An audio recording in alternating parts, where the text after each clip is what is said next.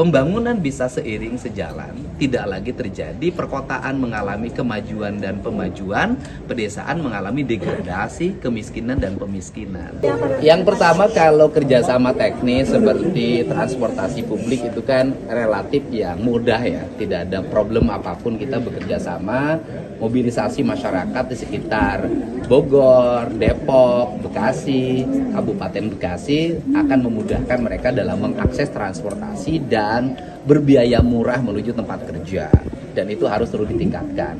Tetapi selain itu harus menjadi sorotan utama adalah terjadinya degradasi lingkungan yang cukup parah di Jawa Barat, yang itu dalam jangka panjang kalau tidak di recovery akan menimbulkan problem bagi Banten dan bagi DKI Jakarta.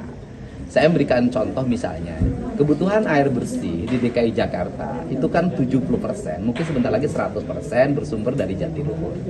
Dan itu memberikan multiplier efek ekonomi, perkembangan dan pertumbuhan industri air di Jakarta yang sebentar lagi akan go public.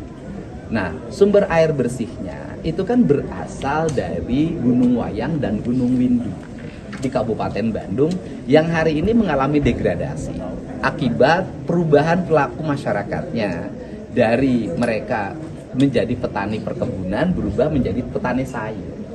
Karena kebun tehnya mengalami degradasi, perubahan, harga entehnya turun, PTPN-nya mungkin mengalami kerugian, terjadilah perubahan atau KSO dari PTPN, termasuk juga dari penyangga Gunung Wayang dan Gunung Windu, maka mereka terus naik ke atas, dan suatu saat kalau tidak di recovery dengan satu, saya melakukan perubahan tata ruang hari ini, dua, melakukan reboisasi dengan biaya yang sangat besar dan mahal, tentunya akan menjadi ancaman bagi Jakarta dalam masa depan.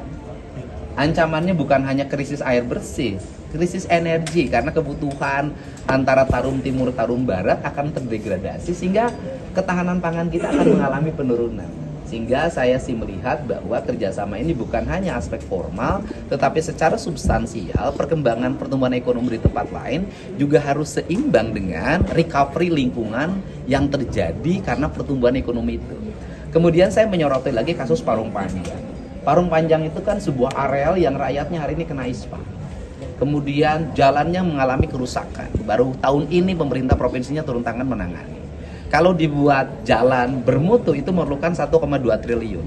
Nah, tetapi kan tidak mungkin Jawa Barat 1,2 triliun untuk merecovery satu kecamatan. Karena kita sangat luas, kecamatannya lebih dari 600 kecamatan. Tetapi di situ ada catatan penting.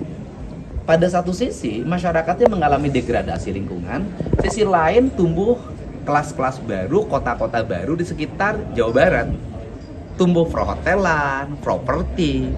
Dari perhotelan dan properti itu pasti lahir pendapatan bagi daerahnya, lahir kesejahteraannya, lahir kaum kapital yang menikmati dari penjualan batu yang relatif murah itu.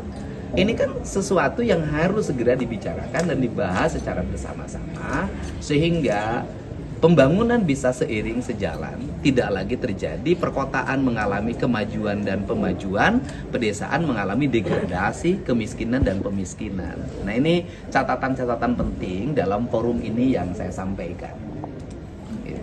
Karena yang Parung Panjang tadi dari Pemprov ada